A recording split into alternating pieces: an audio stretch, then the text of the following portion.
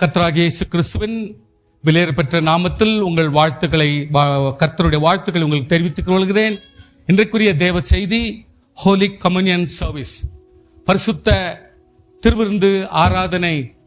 இந்த திருவிருந்து ஆராதனையில் முக்கியமாக நம்மை நாமே அர்ப்பணித்து கர்த்தருடைய இரக்கத்தை பெற்றுக்கொள்ள தேவன் நமக்கு தயவு செய்யட்டும். விசேஷமாக ஒவ்வொரு கர்த்தருடைய பிள்ளைகளுடைய வாழ்க்கையிலும் திருவிருந்து என்கிற ஒரு சூழ்நிலையை கர்த்தர் வைத்திருக்கிறார். அதை தான் நான் ஆதியாகமத்திலிருந்து வெளிப்படுத்தல் உள்ள எல்லாருடைய பரிசுத்தவான்களுடைய வாழ்க்கையும் கொஞ்சம் பார்த்தது, நிதானித்து பார்த்தேன். அதுல ஒவ்வொருடைய வாழ்க்கையிலும் ஏதாவது ஒரு பக்கத்தில் திருவிருந்தினுடைய அம்சங்கள் இருக்கிறதை நான் பார்க்கிறேன். ஒரு திருப்பம், ஒரு மாற்றம், ஒரு சேஞ்ச் கர்த்தர் கொடுத்து அவர்களிடத்தில் அந்த திருப்பத்தை கொடுத்து அந்த திருவிருந்தினுடைய முக்கியத்துவத்தை அந்த இடத்துல உணர்த்தும்படிக்கு வாழ்க்கையை மாற்றி அமைக்கிற ஒரு சூழ்நிலையும் அந்த இடத்துல காட்டுகிறோம். ஒவ்வொருடைய பரிசுத்தவான்கள் அப்படி இருக்கும். சோ எல்லாருடைய வாழ்க்கையிலுமே கர்த்தர் ஒரு திருப்பத்தை உண்டு பண்ண கர்த்தர் விரும்புகிறார். He wants the change.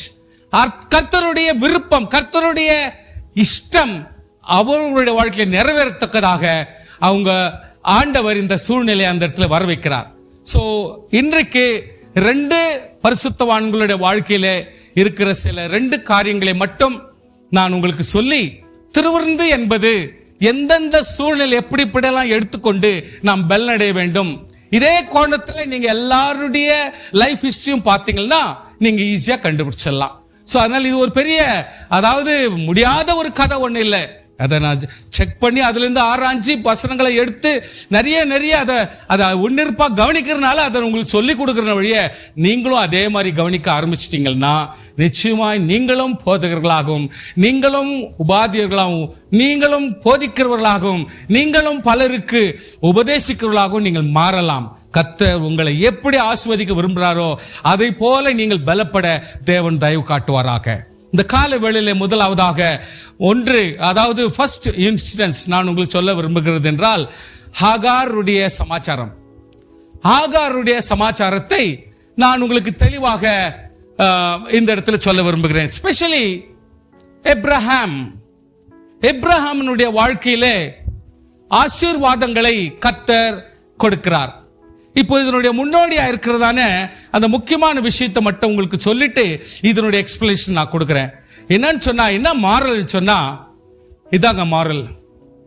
ஆபிரகாமுடைய வாழ்க்கையிலே Abraham Sarah attempts to fulfill God's promise through their own plan.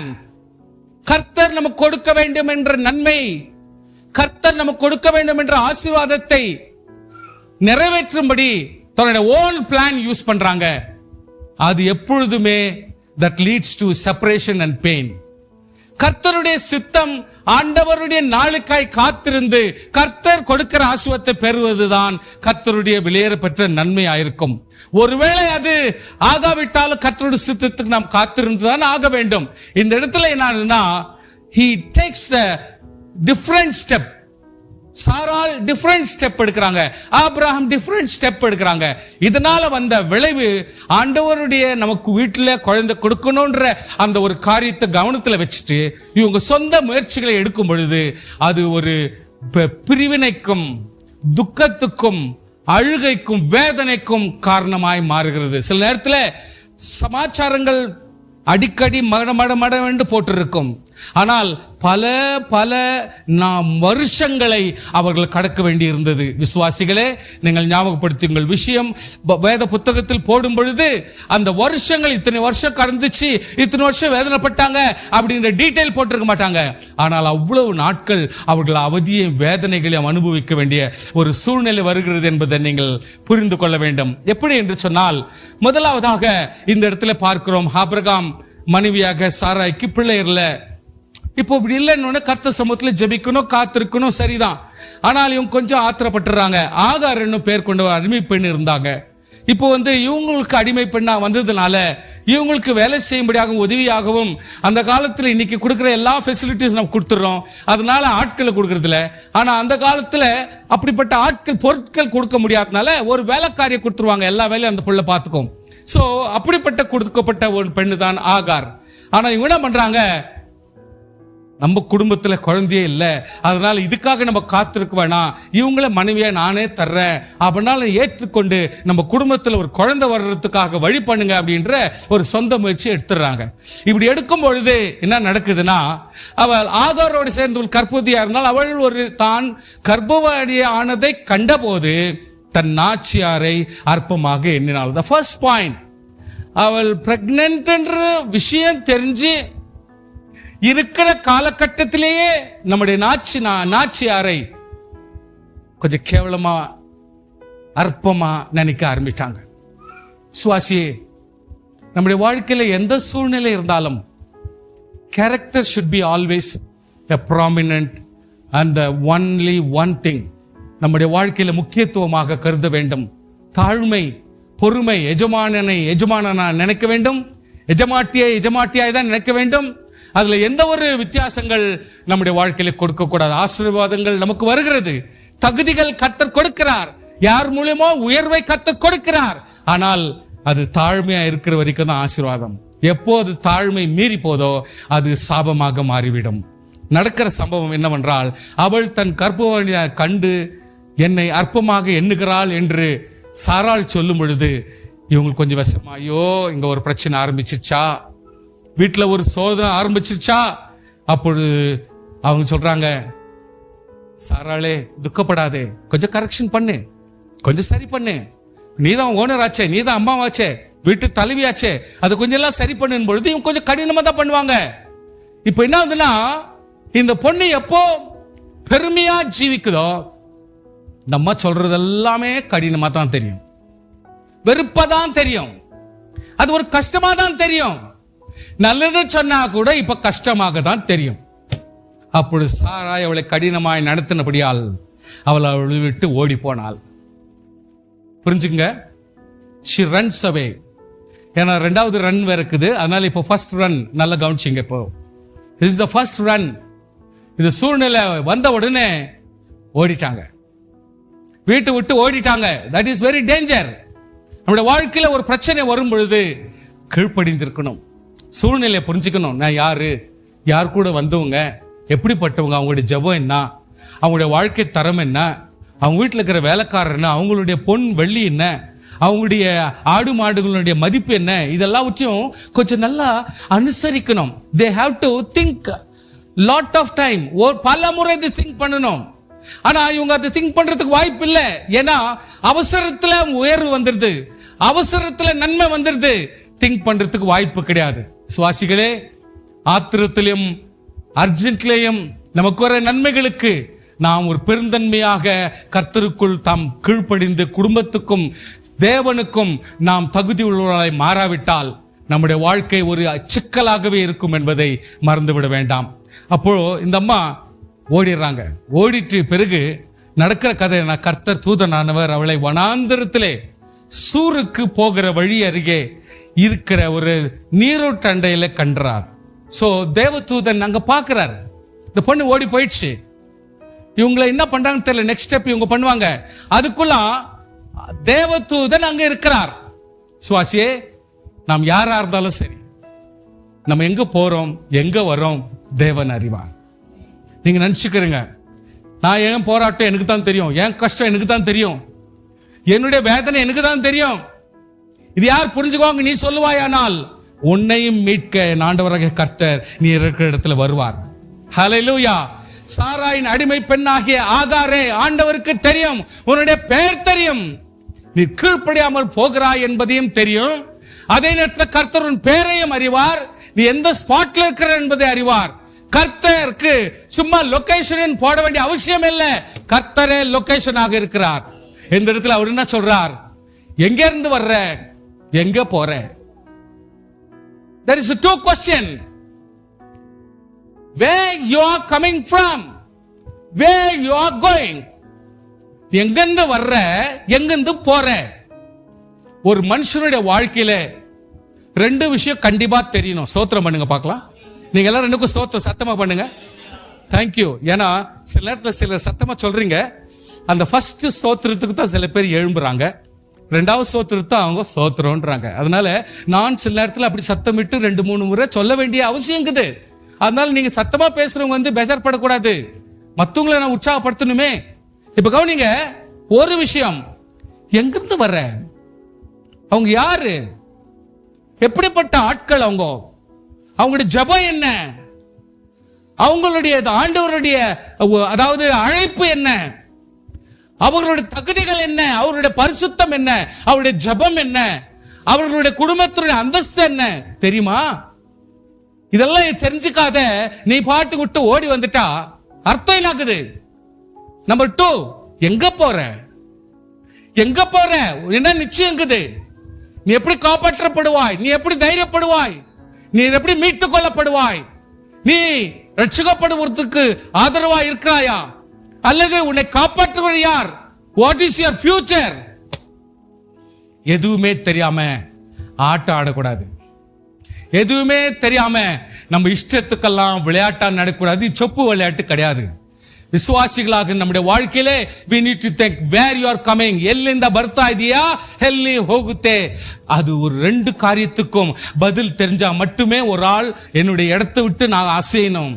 2க்கும் விஷயம் தெரியாம நாம் எதிலுமே அசையக்கூடாது. விசுவாசியே, நாம் குடும்பஸ்தர்கள், பல பொறுப்புகள் நம்முடைய குடும்பஸ்தர்களா இருக்கிற நம்முடைய ஒவ்வொருடைய வாழ்க்கையிலும் பலவித ரெஸ்பான்சிபிலிட்டிஸ்கள் அறிய வேண்டும்.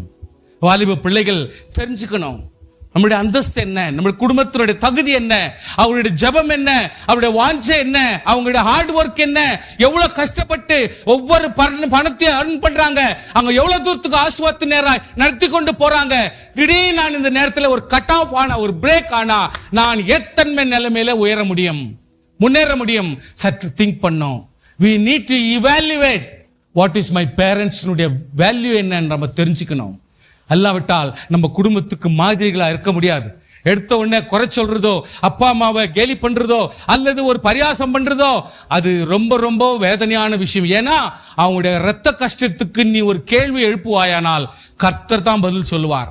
ஆனப்படினால் கர்த்தருடைய பிள்ளைகள் எப்பொழுதுமே மிக ஜாக்கிரதையோடு இந்த 2 கேள்விக்கு பதிலாக சொல்ல வேண்டும்.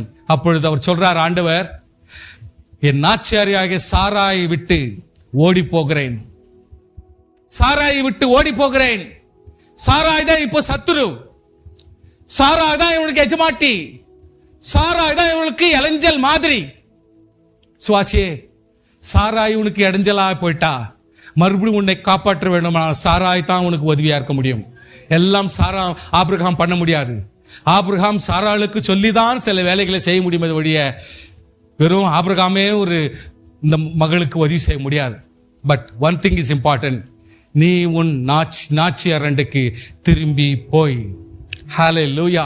the result is this, நீ உன் நாச்சியார் அண்டைக்கு திரும்பி போய் அவள் கையின் கீழ் அடங்கி இரு. this is what the formula. ஆண்டவர் தெளிவாக சொல்லுகிறார்.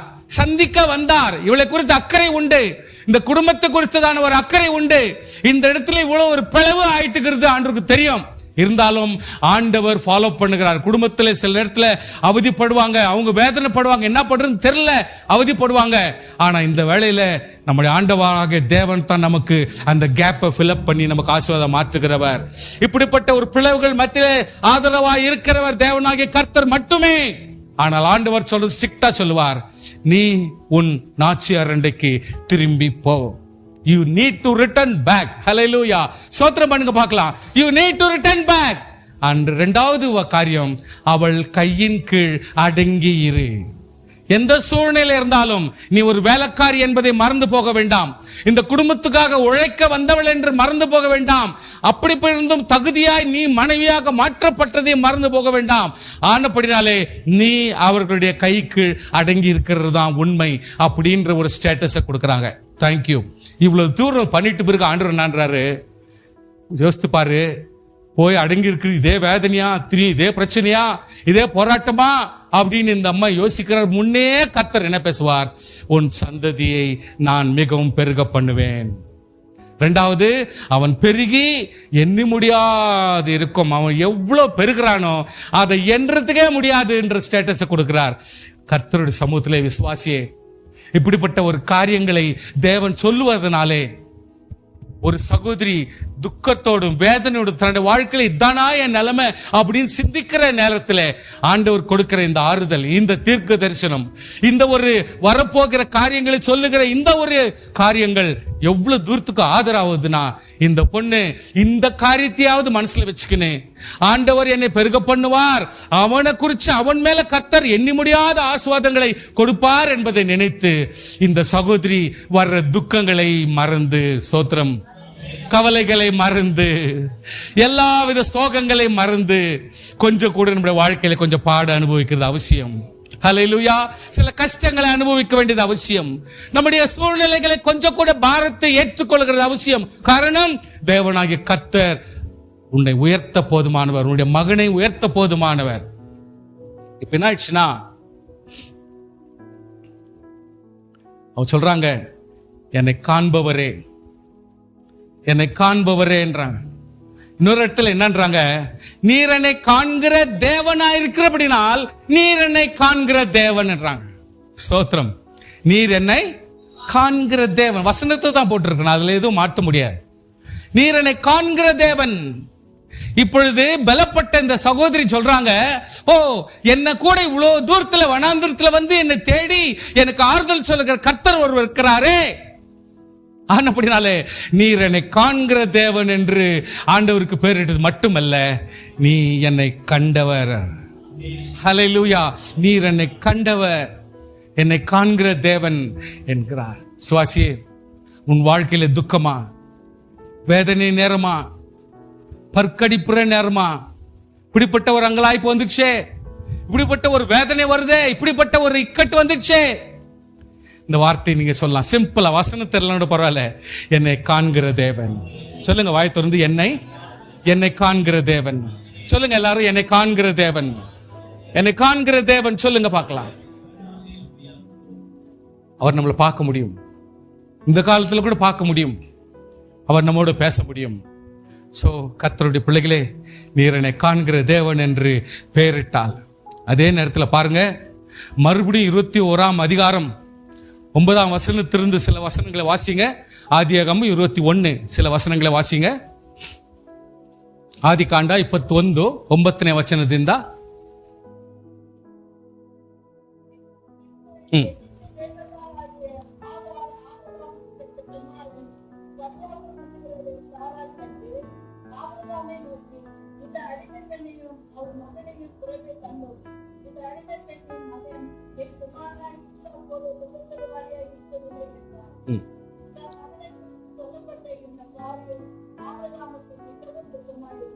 இப்போ நீங்க கொஞ்சம் அண்டர்ஸ்டாண்ட் பண்ணிக்கணும்னு நினைக்கிறேன்.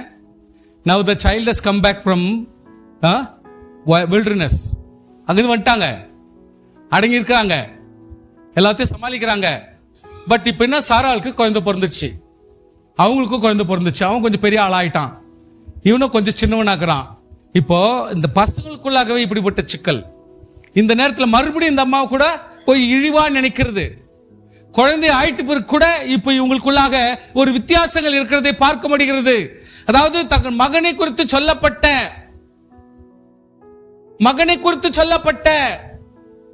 இந்த காரியங்கள் துக்கமாய் காணப்படுகிறது. அந்த பிள்ளையும் உன் அடிமை பெண்ணையும் குறித்து சொல்லப்பட்டது உனக்கு துக்கமாய் இருக்க வேண்டாம் ஆண்டவர் சொல்றார், கர்த்தர் சொல்றார். உடனே காட் இன்டர்ஃபியர்ஸ். பாருங்க, ஒரு சின்ன குடும்பத்திலோட சின்ன பிரச்சனை வந்த உடனே ஆண்டவர் அட்டென்டிவா இருக்கிறார்.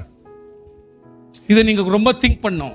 நீங்க என்ன நினைப்பீங்க, நான் ஜெபம் பண்ணி தான் இருக்கிறேன் பிரதர், நேத்து கூட ஜெபம் பண்ணேன், நேத்து கூட ஜெபம் பண்ணேன், சத்தம் வரல. ஏன்னா ஆண்டவர், மகளே நான் இங்கே தான் இருக்கேன், உன் ஜெபத்தை கேட்டுக்கொண்டிருக்கேன், சவுண்ட் வரணும், அதான் உங்களுக்கு அர்த்தம்.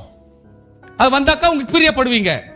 ஆனால் நம்ம ஆவிக்குரிய பிள்ளைகளா இருக்கணும், ஆவிக்குரிய மகிமை நமக்குள் இருக்கிறபடினாலே நம்ம எப்பொழுதுமே ஆவியில உணர வேண்டும். நம்ம ஆவிக்குரிய பிள்ளைகள். அதனால ஒரு நேர்முகமான ஒரு ஆளை நம்மோடு கூட பேசுறது நீங்க எதிர்பார்க்க கூடாது. நம்ம ஆவிக்குரிய பிள்ளைகள், தேவனோட ஆவியிலே பகிர வேண்டும், பாவலோடு பேச வேண்டும். சோ இந்த இடத்துல ஆண்டவர் தெளிவாக சொல்ற, உடனே God is present. இந்த பிரச்சனை இருக்கும் பொழுதே கர்த்தர் வீட்டுக்குள் நுழைகிறார். அப்பொழுது தேவன் ஆபிரகாமை நோக்கி, அந்த பிள்ளையும் அடிமையையும் குறித்து சொல்லப்பட்டது உனக்கு துக்கமா இருக்க வேண்டாம், அது துக்கமா இருக்க வேண்டாப்பா, சாராள் உனக்கு சொல்வதெல்லாம் கேளுன்றான். சாராள் உனக்கு என்ன சொல்றாங்களோ அதை கேள். ஏன்னா ஆண்டவர் சாராளை ஹேண்டில் பண்ணுகிறார். சாராளுடைய வாயை கர்த்தர் ஹேண்டில் பண்றார். ஸ்தோத்திரம். Hallelujah. See, you need to understand, sometimes God handles certain people. சிலருடைய வாயை கர்த்தர் பயன்படுத்துகிறார். நீங்கள் கேவலமாக நினைச்சாலும் நல்லதனமாக நினைச்சாலும் கர்த்தர் சிலருடைய வாயை பயன்படுத்துவார்.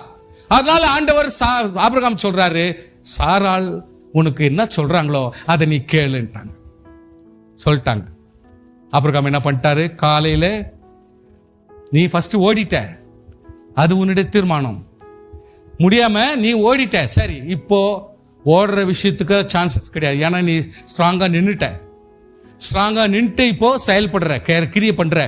முதல்ல கபடம் இல்லாம செயல்பட்ட, பிரச்சனை இருந்துச்சு, அந்த பிரச்சனையை பார்த்த உடனே ஓடிட்ட, அது உனக்கு நியாயமா இருந்துச்சு. இப்போ அப்படி இல்லை, நீ பிசாசு மாதிரி கூட உட்காந்துட்ட, நீ நல்லா ஸ்ட்ராங்கா உட்காந்துட்ட. ஆண்டவர் மறுபடியும் கூட்டின்னு உட்கார வச்சிட்டாரு. இப்போ நீ சொல்றதெல்லாம் கரெக்ட், ஏன்னா நீ தான் மூத்த பிள்ளை இந்த வீட்டுல வச்சுருக்கிற. அதனால ரொம்ப ஸ்ட்ராங்கா உட்காந்து செயல்பட ஆரம்பிச்சிருச்சு. அதனால இப்போ என்னன்றாரு, முடியாது.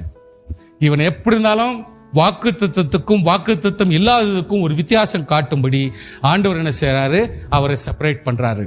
சோ ஆபிரகாம் அதிகாலையில எழுந்து அப்பத்தையும் ஒரு துருத்தி தண்ணீரையும் எடுத்து ஆகாருடைய தோளின் மேல் வைத்து பிள்ளையையும் ஒப்பு கொடுத்து அவளை அனுப்பிவிட்டான். See, this is not a easy matter. ஒரு ரொம்ப ஈஸியான விஷயம் கிடையாது, ரொம்ப சிம்பிளான விஷயம் கிடையாது. ஒருத்தர் வீட்டை விட்டு இனிமேல் நீ எங்கன்னா பொழைச்சிக்கோன்னு சொல்லிட்டு அனுப்புறது இட்ஸ் நாட் ஈஸி. இந்த காலத்தில் என்பதை செட் ஆகலாம், போயிட்டு யாருன்னா சொந்த வாரத்தில் எங்கன்னா ஜனங்களே எங்கன்னா வாடகையா இல்லை எதனா காசு கொடுத்து நடத்திக்கலாம், இல்லை வேலை செஞ்சு பொழைச்சிக்கலாம். ஆனால் ஆதி காலங்களிலே, ஜனங்கள் இல்லாத காலங்களிலே அது அவ்வளோ ஈஸி இல்லை. ஆனால் எந்த சூழ்நிலையா இருந்தாலும் நம்முடைய வாழ்க்கையிலே சில காரியங்களை அனுசரித்து போகாமல் சீர்திருத்தம் இல்லாமல் இருந்தால் நிச்சயமாகவே நாம் துரத்தப்படுவோம் என்பதற்கு சந்தேகமே இல்லை. இந்த இடத்துல பாருங்க, அவள் புறப்பட்டு போய் பேசாபின் வனாந்திரத்தில் அலைந்து திரிந்தால், துருத்தியில் இருந்த தண்ணீர் செலவழிந்தது. அவள் பிள்ளையை ஒரு செடியின் கீழ் விட்டு, பிள்ளை சாகிறதை நான் பார்க்க மாட்டேன் என்று சொல்லி எதிராக அம்பு பாயும் தூரத்திலே போய் உட்கார்ந்து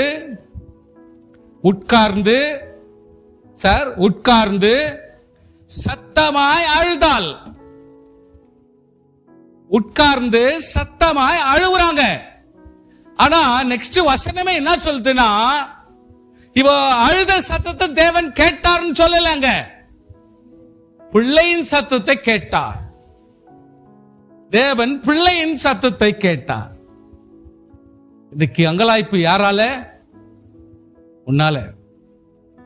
நீ அழுவுறது ஒரு பெரிய பிரமாதம் இல்லை. நீ நினைச்சுக்கின்னு அழுதுட்டா குடும்பமே மாறாது. நீ நினைச்சுக்கின்னு நீ பண்ற ஆக்டிங்களுக்கெல்லாம் குடும்பம் அப்படியே மயங்கிடும்னா முடியாது. தேவனாகிய கர்த்தர் எல்லாவற்றையும் அளந்து வச்சிருக்கிறார். கர்த்தர் ஒவ்வொன்றையும் சீர்தூக்கி பார்க்கிறார். உன்னுடைய பிரச்சனையினாலதான் இன்றைக்கு இந்த குடும்பத்திலிருந்து உன்னை ஒதுக்கப்படுகிறது. ஆனப்படினால் நீ சத்தமிட்டு உட்கார்ந்து அழுதாலும் கூட உன் சத்தத்திற்கு ஒரு மரியாதை அங்க வரல. ஆனால் அப்பாவியாக ஒரு குழந்தையினுடைய சத்தத்தை தேவன் கேட்கிறார். ஆனப்படினாலே தேவதூதன் வானத்திலிருந்து ஆகாரை கூப்பிட்டு, ஆகாரே உனக்கு என்ன நடந்துச்சு? பயப்படாதே. பிள்ளையின் இடத்திலே தேவன் சத்தத்தை கேட்டார். உன் குழந்தையினுடைய சத்தத்தை கேட்கிறார். தேவன் அவளுடைய கண்களை திறந்தார். அப்பொழுது அவள் ஒரு தண்ணீர் துறவை கண்டு போய் துருத்தில் தண்ணீர் நிரப்பி பிள்ளைக்கு குடிக்க கொடுத்தால் தேவன் பிள்ளையோடு இருந்தார். Now what is the background of the story? இதனுடைய பின்னணியிலே என்ன நடக்க போகிறது? What is the result of this incident? சொன்னா தேவன் பிள்ளையுடனே இருக்கிறார். ஆமென். ஹல்லேலூயா. 20 வசனத்தை வாசிங்கள்.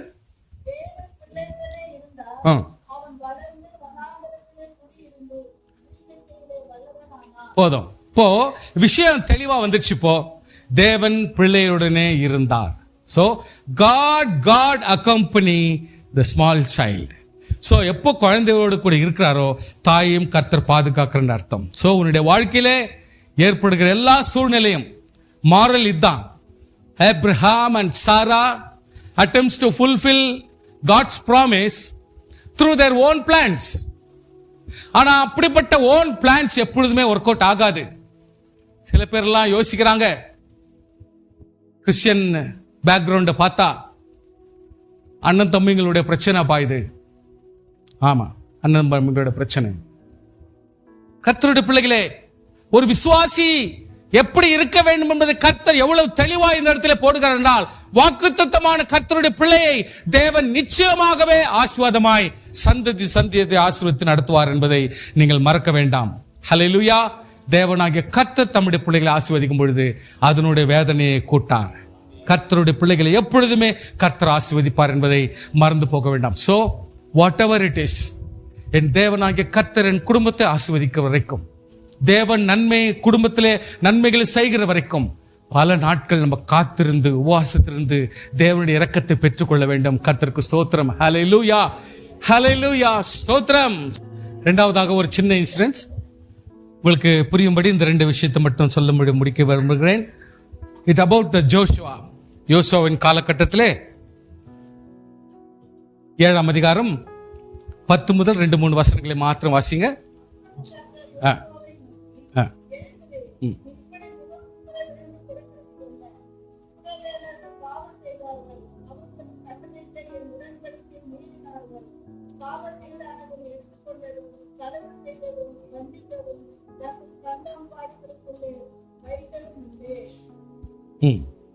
வாடிச்சுங்க, வாசி.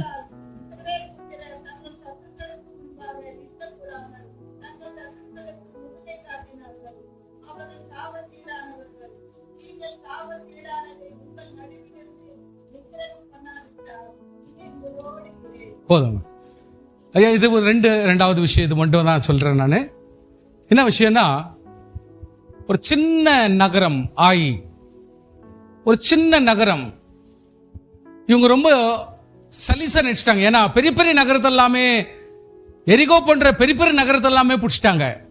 அப்படி இருக்கிறப்போ இந்த ஆயி பட்டணம் வந்து ரொம்ப சின்னது, இது ஒரு கணக்கில் இல்லைன்னு நினைச்சிட்டு இவங்க சுலபமா போயிட்டாங்க.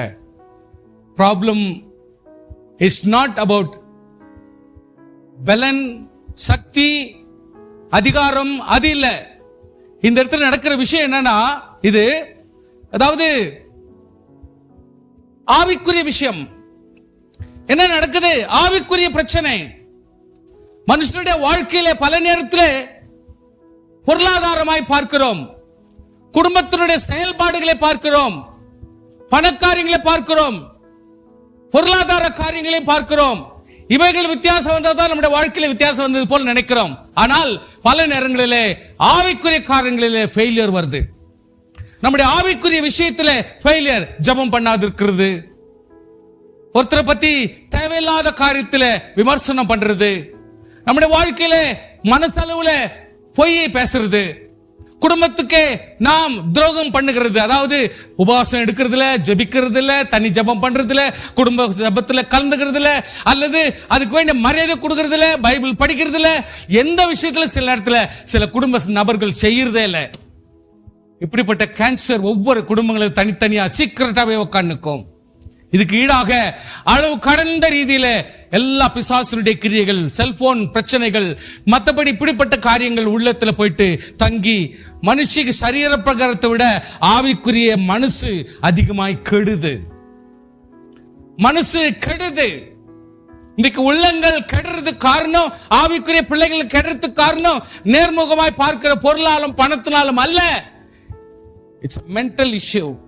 மனதளவிலே சோல்வி, மனதளவிலே பிசாசினுடைய அந்தகாரங்கள், இச்சைகள், மோகங்கள், இவை எல்லாவற்றையும் மனசளவிலே ரொம்பறதுனாலதான் இன்றைக்கு நம்முடைய வாழ்க்கையில அநேக ஃபெயிலியர்ஸ் நடந்துனுக்குது. சோ இந்த இடத்துல வேணான்றான், ஆண்டவரே எனக்கு இவ்வளவு தோல்வி ஏற்பட்டு போச்சே, என்னால முடியலன்னு சொல்லிட்டு உபவாசம் எடுத்துட்டு அப்படியே தரையில படுத்து உட்கார்ந்து இருக்கிறாரு. படுத்திருக்கிறாரு, உபவாசத்துல இருக்கிறார். எஞ்சுக்கவே மாட்டேன்றாரு ஜோஷுவா, எஞ்சுக்கவே மாட்டேன்றாரு. கர்த்தர் சொல்றார், எழுந்திரு. ஒரு விசுவாசி எப்பொழுதுமே எழுந்திருக்கணும், எழுந்திருக்க பழகணும். ஹல்லேலூயா. எப்பொழுதுமே முகம் குப்புற படுத்து கிடக்கிறது எப்பவுமே ஒரு விசுவாசிக்கு தகுதியானது அல்ல. உபவாசம் பண்றது தாழ்ந்துக்கிறதுக்கு, தாழ்மைக்கு தான், ஆனால் தோல்விக்கு கிடையாது. ஆனப்படினால் ஆண்டவர் சொல்ற விஷயம் என்னன்னா, எழுந்திரு. ஃபர்ஸ்ட் கெட் அப், எழுந்திரு.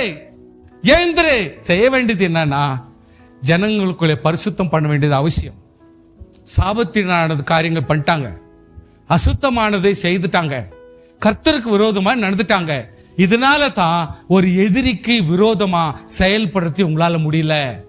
எதிரிக்கு விரோதமா எப்போ நம்மளால செயல்பட முடியலையோ ஒரு மட்டும்தான் கேள்வி, கர்த்தருக்கு விரோதமாகவோ மனுஷருக்கு விரோதமாகவோ தனக்கு விரோதமாகவோ செயல்பட்டிருக்கிறியா?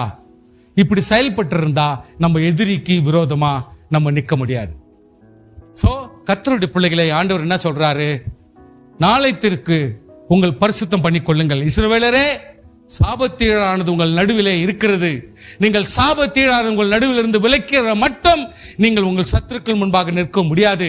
அதனால சாபத்தீழானது நீங்க வாட் இஸ் சாபம்? என்னாச்சு சாபம்? வாட் சாபம்?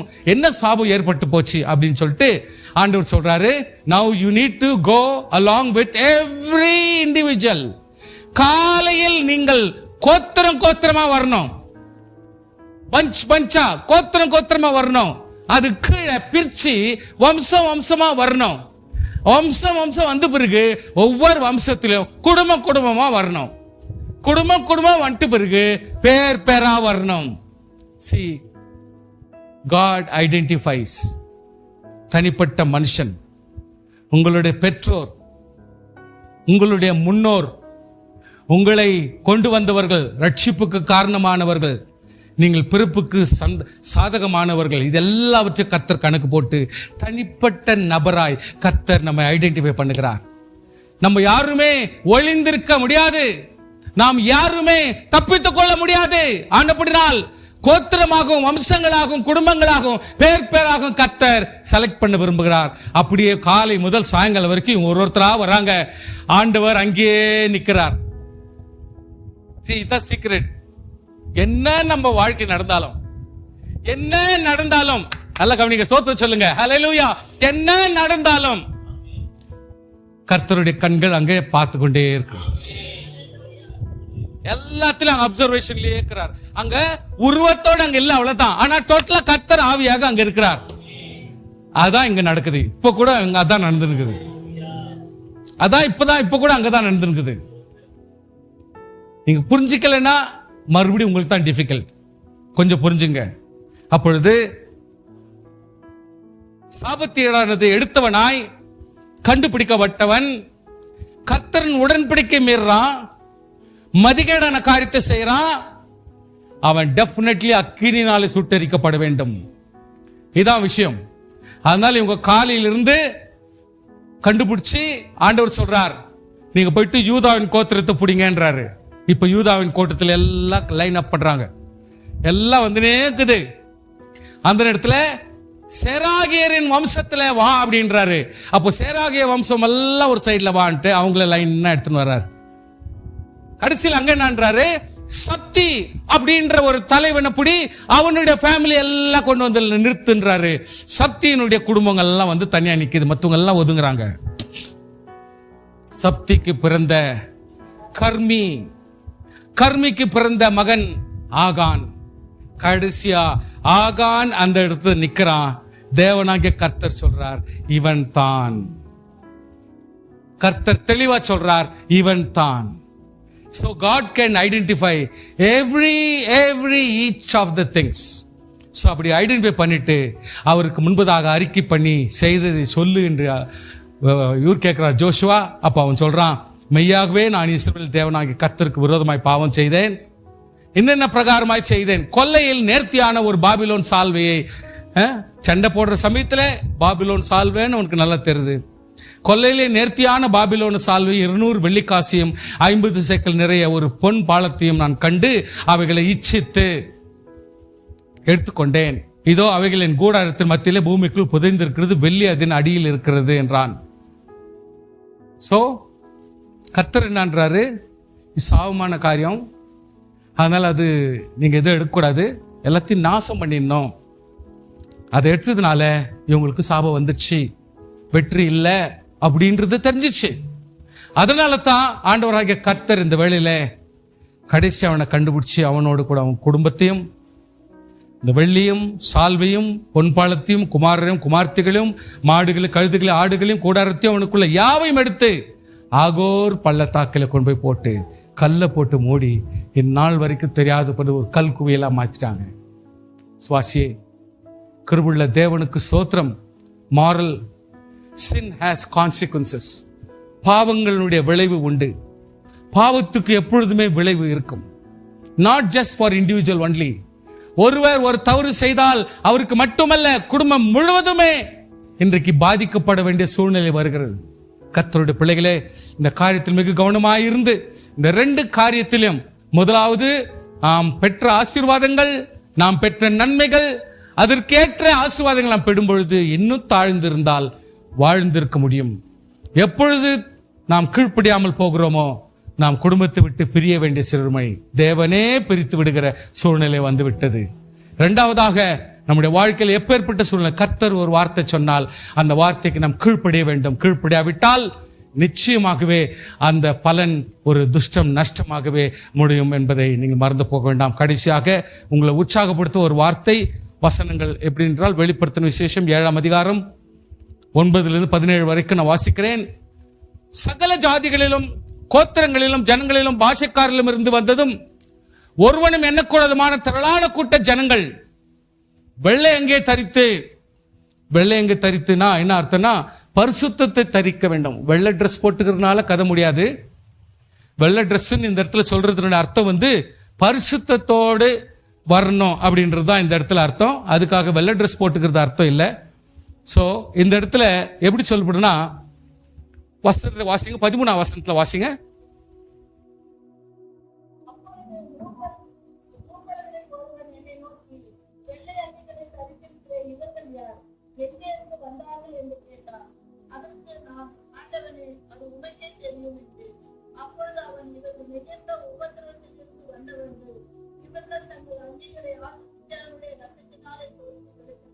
ஆமென்.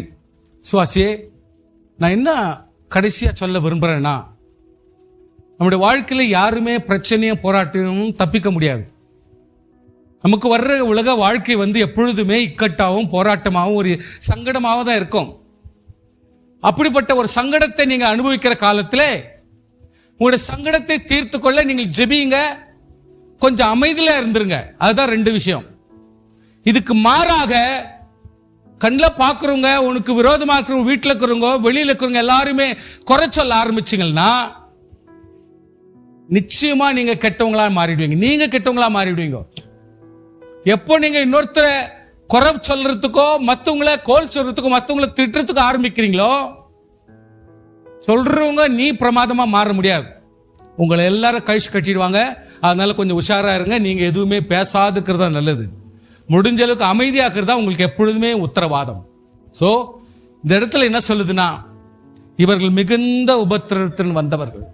நமக்கு வர்ற பாடுகள், நமக்கு வர்ற வேதனைகள், நமக்கு வர்ற துக்கங்கள், இவைகள் இருக்கும் பொழுது கொஞ்சம் அமைதியா சகித்தோமானால், கொஞ்சம் பாடுகளை கொஞ்சம் கஷ்டப்பட்டு குடும்பத்தில் இருக்கிறவர்களை மற்றவர்களை அனுசரித்து அவள் எல்லாரும் பலப்பட நாமும் ஒரு காரணமா இருந்து எதுவுமே வாய் வித்துறாதபடி கொஞ்சம் அடக்கமா இருந்துட்டா, தங்கள் அங்கிகளை ஆட்டுக்குட்டி அவனுடைய ரத்தத்திலே தோய்த்து, அதாவது நம்முடைய வேதனைகளையும் நம்முடைய மரியாதைகளையும், அங்கினக்கா நம்முடைய மரியாதை, அங்கினக்கா நம்முடைய பணம், அங்கினக்கா நம்முடைய செல்வாக்கு, அங்கினக்கா நம்முடைய வீட்டில் இருக்கிற எல்லாவித ஆசீர்வாதங்களுடைய நன்மைகள், பொருளாதாரங்கள், இதுதான் அங்கிக்கு அடையாளம். நம்ம அங்கிகளை இயேசு கிறிஸ்துவின் ரத்தத்திலே தோய்த்து நம்ம தாழ்ந்து இருந்து சகித்தால் தேவன் நம்மை ஒருபோது கைவிட மாட்டார்.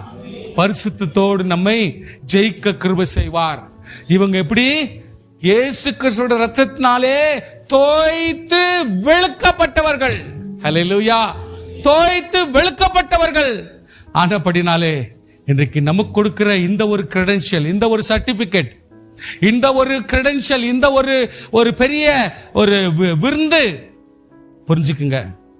எப்படிப்பட்ட ஆளா அவங்களை தப்பி கொடுத்த, நீ லீடர் ஆனாலும் சரி, நீ ஒரு பெரிய தகுதி உள்ளவனா மாறினாலும் சரி, உன்னை உலகம் விடாது. பல அனுபவத்தோட நீ கடந்து சென்று தான் ஆகணும். அந்த நேரத்தில் மற்றவங்களை நிஷ்டூரம் பண்ணாதபடிக்கு தாழ்ந்து நம்ம ஒப்பு கொடுக்கோமானால் தேவன் நம்முடைய ஒவ்வொரு வேதனைகளையும் இயேசு கிறிஸ்துவின் அங்கியால, இயேசு கிறிஸ்துவின் நமக்குடைய எல்லா தகுதிகளை என் ஆண்டவருடைய ரத்தத்தினாலே தோய்த்து வெளுத்து ஆசீர்வாதத்தோடு நம்மை நடத்துகிறார். கர்த்தர் நம்மை நடத்துவார். நம்மை ஒருபோது கைவிட மாட்டார். வாழ்க்கையில சோர்ந்து போக வேண்டாம். கொஞ்சம் ஜெபிக்கலாமா? ஆண்டவர் சமூகத்தில் ஸ்தோத்திரம் செய்வோம். கர்த்தாவே, எங்களை திடப்படுத்தும் ஆண்டவரே, எங்களை உறுதிப்படுத்தும் கர்த்தாவே. வேதனைகள் உண்டு, ஆசா பாசங்கள் உண்டு, நன்மைகள் உண்டு. எவ்வளோ போராட்டங்கள் நாங்கள் ஜெயிக்கிறோம். கர்த்தர் தாமே எங்களுக்கு இரக்கம் காட்டும் தேவனே, ஜெயிக்க கிருபை செய்யும். தோய்த்து வெளுக்கப்பட்டவர்கள் சொன்னீரே, எங்களுடைய கஷ்டத்தை புரிந்து கொள்கிற கர்த்தாவே உமக்கு ஸ்தோத்திரம். ஹல்லேலூயா. எங்களுடைய எல்லாவித ஆண்டவரே தகுதிகளையும் நாங்கள் எழுந்து கர்த்தருக்கென்று எங்களை விட்டு கொடுக்கும் பொழுது கர்த்தர் எங்களை ஒருபோது கைவிடுகிறவர் அல்ல என்பதை நாங்கள் புரிந்து கர்த்தருக்கு ஸ்தோத்திரம் பண்ணுகிறோம். ஹல்லேலூயா, ஹல்லேலூயா, ஹல்லேலூயா. ஸ்தோத்திரம், ஸ்தோத்திரம், ஸ்தோத்திரம், ஸ்தோத்திர கர்த்தாவே, ஸ்தோத்திரம். Praise the Lord.